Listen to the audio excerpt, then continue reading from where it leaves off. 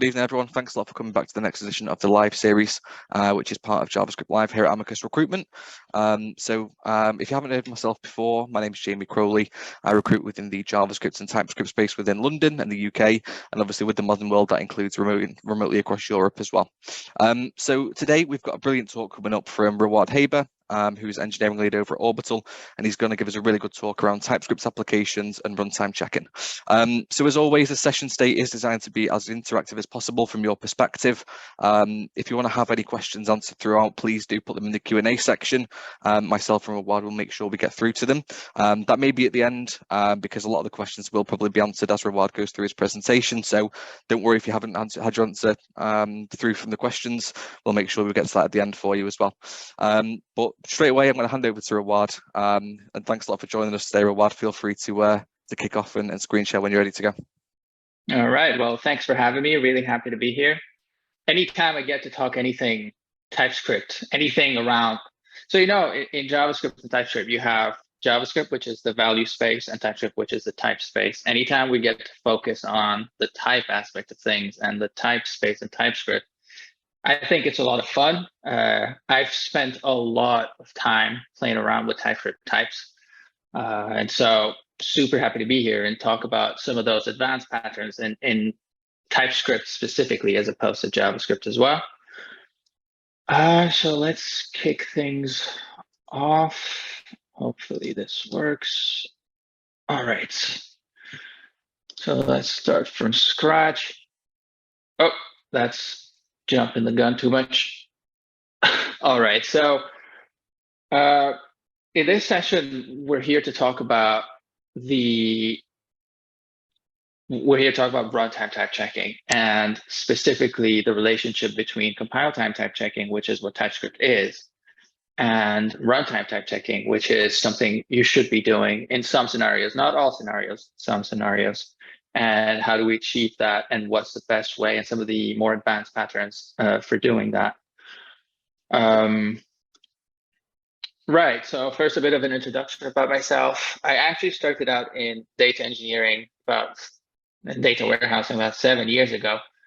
So I used to do something completely different. I used to do a lot of BI, I used to do a lot of data visualizations, pipelines, you name it. But I found it, my opinion, I found it to be a bit boring because people were just always going to use Excel, and that was that world. It was a constant struggle of trying to get people off of using Excel. So I didn't find it too stimulating, so to speak. So about 3 years ago, I was working in consulting, and I happened upon a web application project, and it was super modern. It had React on the front end. It was all serverless based. It was Lambda and TypeScript, and it had everything. And it was a lot of fun. It was, for the first time in my career, I see something in production. I see something people using, and I guess this is the fun in what we do, and what we all do is we get to see people use it. We get to see it in real life, and we get to see it working the way we intend for it to work. So currently, I'm an engineering lead at Orbital. We do a lot around payments and online payments using crypto and stuff like that. We are serverless first, so I spent a lot of my days are spent, using a lot of AWS building blocks like Lambda and API Gateway and DynamoDB and all those, pieces of the serverless puzzle. I find it to be a lot of fun. I love building distributed systems. I'm mostly on the back end. I do client-side work sometimes, but I'm mostly building distributed back-end systems. And I blog a lot, so if you're interested in that, be sure to give me a follow there. So let's talk a little bit about what we're going to talk about today. So we're going to start off with kind of setting the tone for what TypeScript is, what it isn't, and so what it does for us and what it doesn't do for us. And from there, we're going to look at some of the basic patterns that we can do around runtime type checking out of the box without adding anything, without using anything new. And that will be using some of the JavaScript runtime operators. And then from there, we're going to go towards some of the more advanced. So we're going to crank up the dial a little bit and then bring in a library package called Zod. And we're going to talk about what that is And then we're going to crank up the dial a little bit more. Actually, the most it can go. And we're going to look at some of the the things that I use in production myself and that I've seen used in the TypeScript community in production a lot. So some of the advanced patterns there. Right. So the thing that you'll get from TypeScript out of the box is compile time type checking. So let's dig a little bit deeper into that. But before we go there, one of my favorite quotes of all time, and I live by this quote, is everything fails all the time. Things are going to fail. Things are going to go wrong. Things that you didn't anticipate. You can't think of anything all the time. And so if things are going to go wrong, you definitely want them to go wrong. You don't want them to go wrong with something that's JavaScript related, something like this isn't an instance of that, or this was undefined, whereas I was expecting it to be defined, and then having to understand what went wrong. And that used to be, so before TypeScript came along, we had a lot of that. And so this is what TypeScript offers. It offers that consistency. It offers that type checking at compile time as I'm writing my code and as I'm compiling. So those are the two steps where TypeScript is going to come into play. As I'm writing my code in my editor, that's the first part. And the second part is in your CI/CD pipeline, which I hope everyone is doing. You're going to want a compile step that will make sure that your typings are correct and then protect you at compile time as opposed to things going wrong at runtime. So the way TypeScript allows us to express our typings via things like interfaces and types, class modifiers, you name it, and it adds to the editor experience. So I use VS Code. I think it works out of the box with VS Code, and it's a lot of fun. Mostly it's a lot of fun. So when you're hovering over your types and then you can see what that is, and then things like jump to definition where you command click on something, that adds to the experience quite a bit in my opinion. But that being said, you can define the bestest types that you can. You can, write very eloquent, very elaborate types, but things can still go wrong, although you type them out. So let's look at an example of how things go wrong, how things can go wrong in this case. And for that, we're going to be on the server side. Although almost everything that I'm about to show you can typically apply on the client side as well. But I work mostly on, this is my bread and butter. So we're going to be on the server side for this one, building a movie API. So for that, I'm going to be reusing this generic function over and over and over. And effectively what it's doing is just instantiating. So this is DynamoDB, the AWS NoSQL database. And then what I'm doing here is I'm just putting an item inside Dynamo. So item is the terminology for DynamoDB. It's a document for MongoDB. It's a row, a record, and a normal database. So this is what this is doing. This is just putting a record in. And so what I have here is I'm trying to have an endpoint where a user is going to pass, or the client side is going to pass 3 properties that I'm expecting, which is the title of the movie, the year, and the language. And as you can see here, year and language are optional. And so this is what my handler largely is going to look like, is it's going to parse in the body coming in from the request. This is very similar in Express if you're using that. So the idea here is that I will parse out the object inside the body and then try to write that out into DynamoDB. Now, for this example that you see on the right, this is going to work, right? This is going to work. But will it always work? Well, we'll have to see. I'm going to try another one. And although, as you can see here, I have defined my movie, what the type of the movie is, which is those 3 properties that you see. When I send in this request, which is missing the required property title, this is where you're going to see all sorts of things go wrong, and your server is going to go all over the place, right? It's going to blow up because it's expecting title, but title didn't come. But I did put it in my interface in TypeScript, but it still blew up. What happened there? So it's always very important to, as I said at the start of my talk, the type space and the value space. And always remember that TypeScript does not exist at runtime. So the way it works is your TypeScript gets compiled down to JavaScript, and if the compile step works, all the types are stripped away. So in our example, if you think about it, this is what the runtime looks like, right? It doesn't have any typing. This is what the compiled JavaScript looks like. As you can see, there are no types. There are no type. JavaScript most definitely does not do runtime validation for us. And so this is why this breaks, is because at runtime, TypeScript does not exist.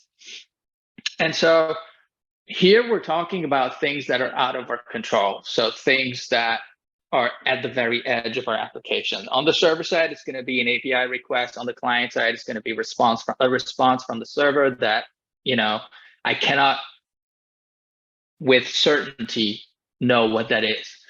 And so anything at the edge of our application, whether it's server side or client side, we need to have some kind of runtime type checking on it, because I need to know for a fact that what I thought was going to be passed is in fact being passed.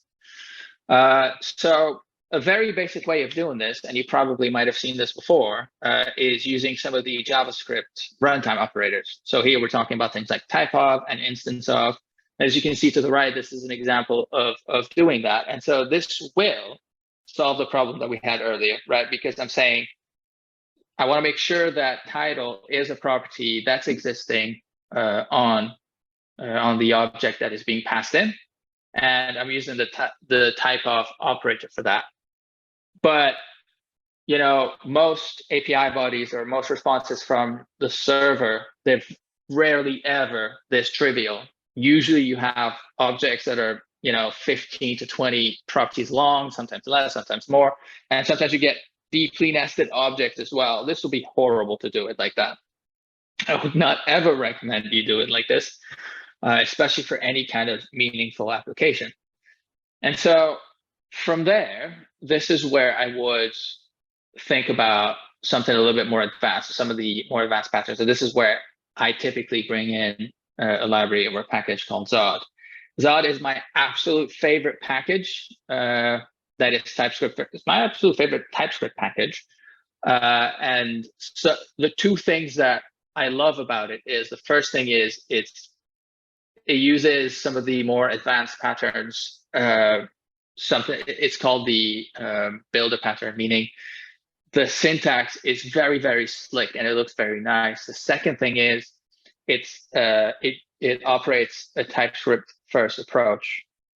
For me, TypeScript first means type inference first. So if you call yourself TypeScript first and then you have some typing and definitely type, that is not TypeScript first. TypeScript first means specifically, I don't have to annotate anything, any of the functions. I don't have to add any typings to it for it to have the correct types inferred that I can use moving forward.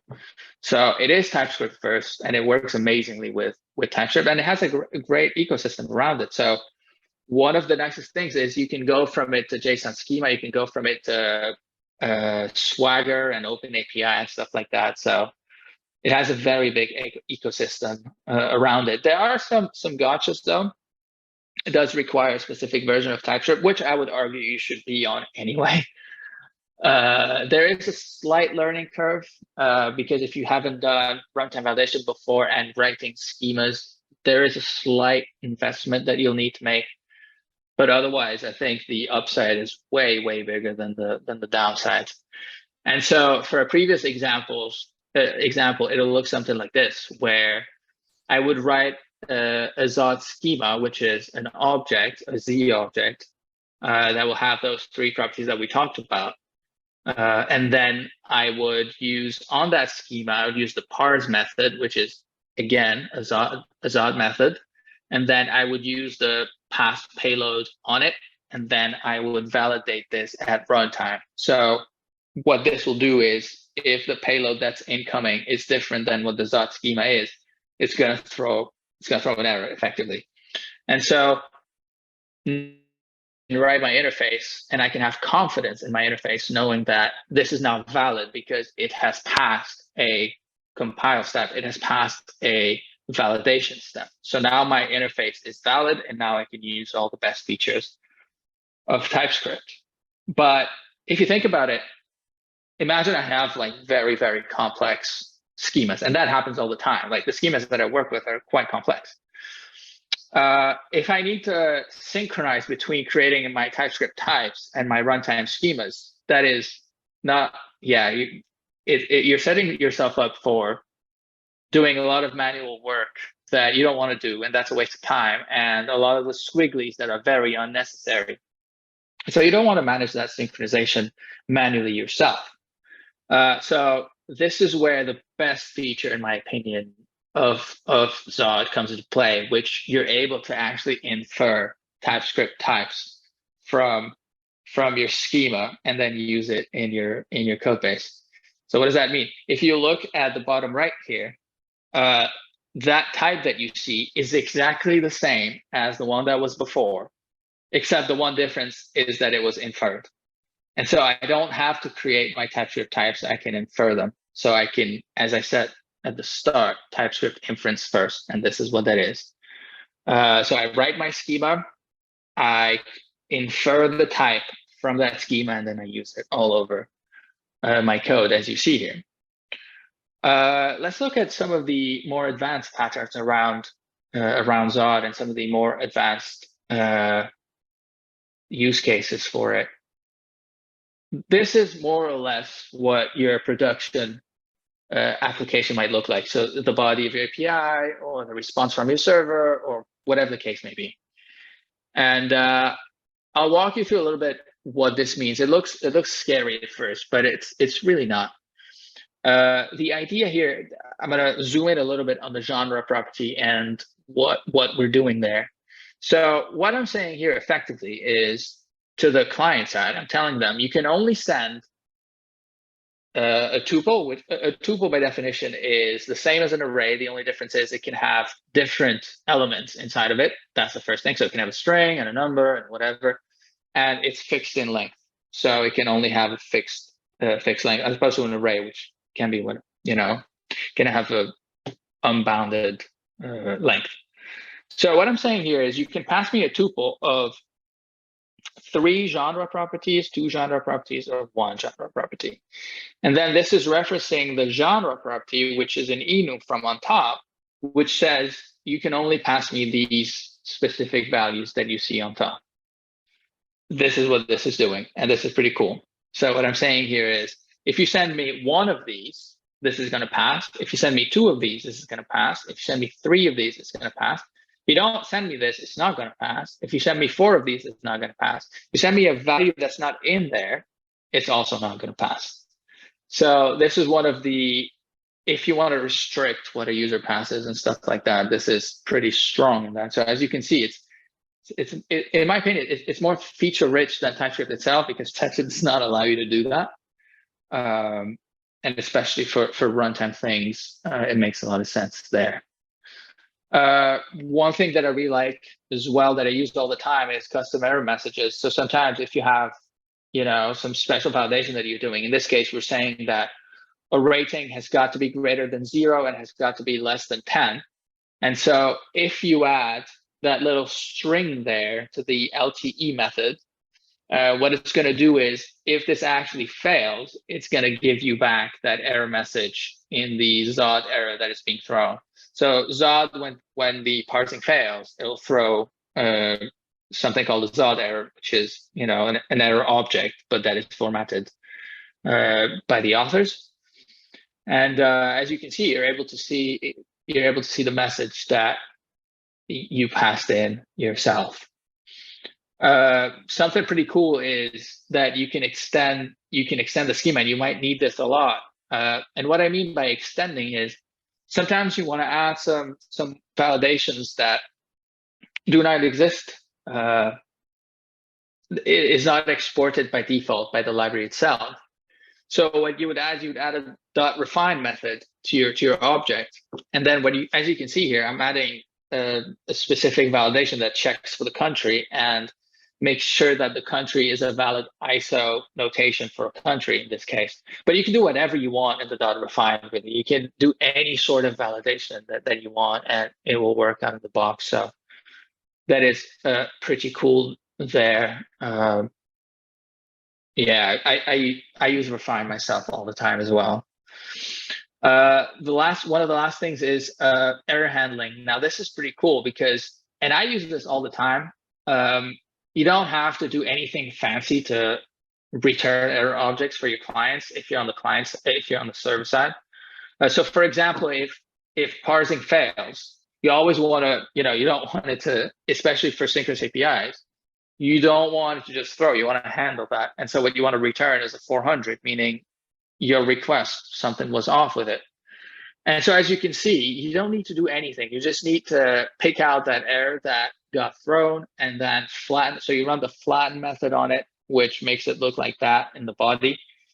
And so it will tell the client side, or whoever is using your API, exactly what went wrong, what's the field, what's the error message. So in this case, it's saying it's an invalid country. And all of that out of the box, you don't really need to do anything there. So that is pretty cool as well. All right, so that was what I wanted to talk to you today about. If that was interesting to you, make sure to follow. Make sure to give my blog on Medium a read.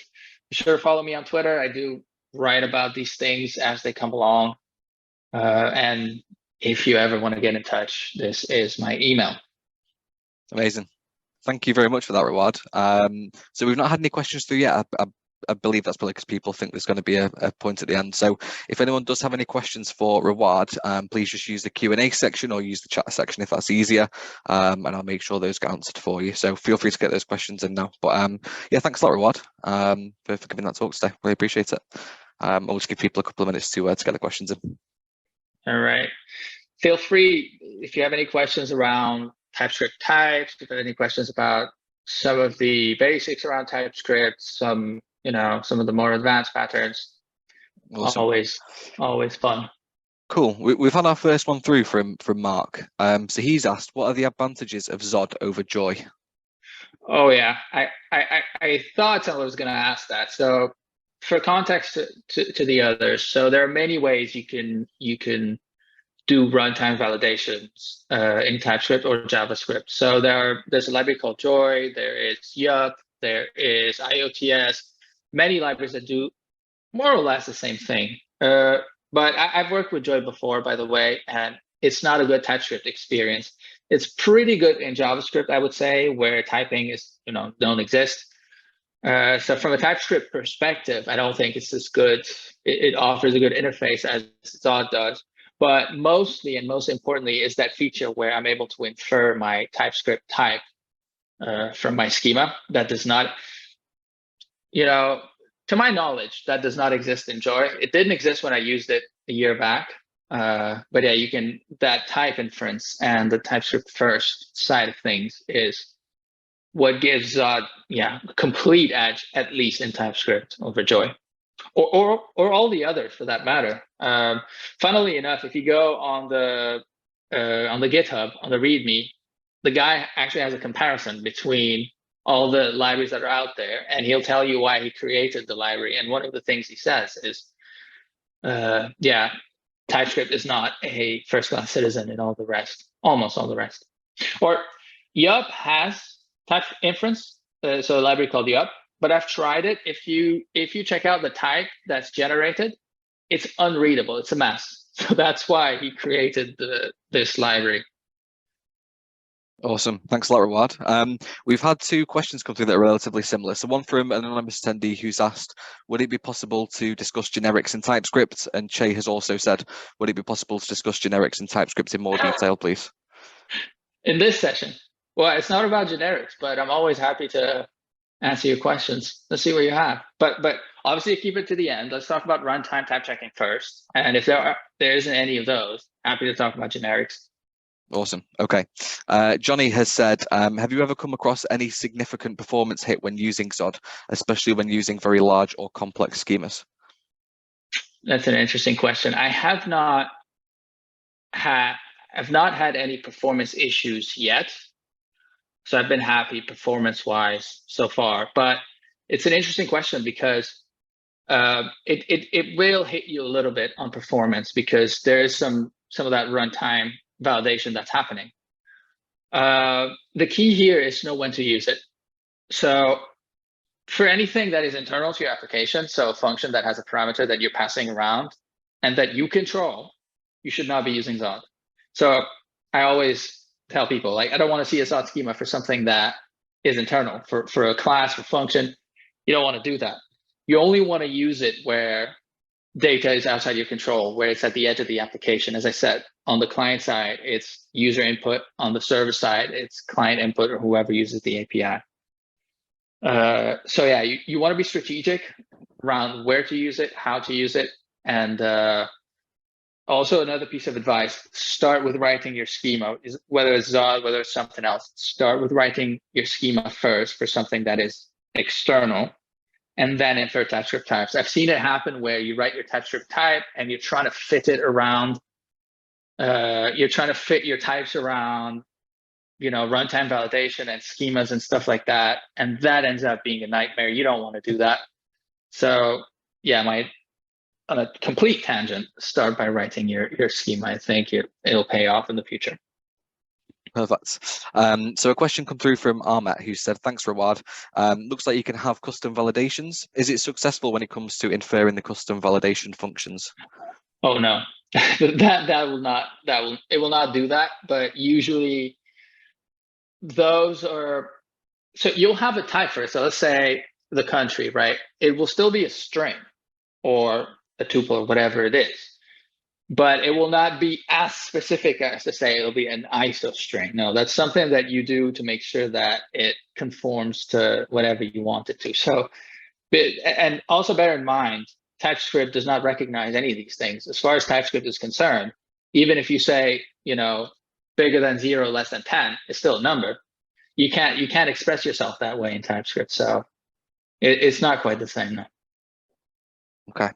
A question come through from Joseph. Thanks for introducing this tool, Rawad. My question is, what if you use a DTO in front of your services so every call goes through a type check? One example is Nest.js and class validator. Yeah. How does that relate to Zod? Yeah, so Nest.js, I forget, it uses AGV, I think, under the hood. So if you're using Nest.js, you probably don't need this. But for anything else, you will need it. So that's first of all. Second of all, personally, I don't like a heavy framework like Nest because it has its, it has its place as an opinionated framework that tells you have to do things a certain way. I don't like it because I like doing things the way I want to do things. And so one of the things that I want to do is I want to bring in a TypeScript first library like Zod. So there are trade-offs there. But yeah, Nest, I believe, uses AGV under the hood, which is another library for runtime validation. And I think they do a lot of the work for you to infer TypeScript types, I believe. I don't use it a lot, so don't quote me on that. But yeah, I think they do some work themselves to infer those types.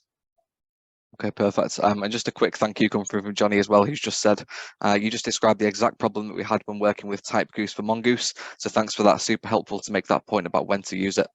So yeah, probably could help with that one, Johnny. Or well, I say we. I mean, I've not contributed much, so it's all Rawad. That's all the questions we've got for now. So I'll give people like another 30 seconds or so just to get their final kind of questions or points in for Rawad to answer or cover. While we're waiting for that, I just want to say again, thank you to Rawad for giving up his time and for giving the presentation today. It's been really, really interesting. It will be published on our YouTube channel over the next couple of days or so. So if anyone's got any friends that weren't able to make it today or they think may be interested in watching something like this, then there will be a link pushed out soon on the on our YouTube channel to be able to allow people to watch it and review again if it's something you want us to come back to in the future. As well, just to mention from my perspective that if anyone in the audience today or again knows anyone who would like to take part in something similar to this like Rawad has done today, I'd be more than happy to have a discussion with you. Whilst we're doing that, we've had as well another thank you come through from Manjeet, who said awesome demo. So yeah, good to see lots of positivity coming through. And Mark has also asked, would you advocate using type guards at all? I cannot remember a time I've had to use a type guards because I would say use type guards when you have something simple. when it's not, a deeply nested object, when it's not, the body of an API. Maybe, for example, it might make sense as the path parameter of an API. It might make sense there because you're not validating an entire body or a JSON request. So it might make sense there. I cannot remember a time I've had to use them off the top of my head, because most of the things that I do is either I'm writing Zod schemas or I'm inferring types from that. Yeah, probably I would say if you have something that's simple enough that you can use a type guard and say type of this is string or type of this, because also remember in JavaScript that the typings that they have is not very elaborate. So when you have like string and number and float, it's not very elaborate. So if you have a use case where you want to validate something pretty basic, that's like one or two properties, that it would make sense possibly. But anything beyond that, anything that's like an object or deeply nested object or an array or something like that, I would always use a Zod for that. Or anything that's external really as an object, I would use Zod for that. Or runtime like a schema validation as a whole. Amazing. All right, brilliant. Thank you for that. We've not had any more questions come through. So I think people are pretty much all done with questions. But again, just a final big thank you to Rawad. Had a few positive comments coming through as well. So really good to see that people have found it insightful and have found something to take home from today. So as Rawad mentioned as well, feel free to connect with him on platforms. And as he's already mentioned, he'd be happy to connect with people and answer any questions you've got at all. If anyone wants to, obviously, like I say, watch it again, they'll be released on YouTube soon. If anyone wants to pass that on, please do. But thanks a lot again, Rawad. Really appreciate you taking the time out of your busy schedule. I know you've not been with Orbital for long, so I imagine you must be very busy these days, but it's massively appreciated, and hopefully we'll speak again soon. Yeah, it was a lot of fun. Have a good one. Thanks a lot, guys. See you later.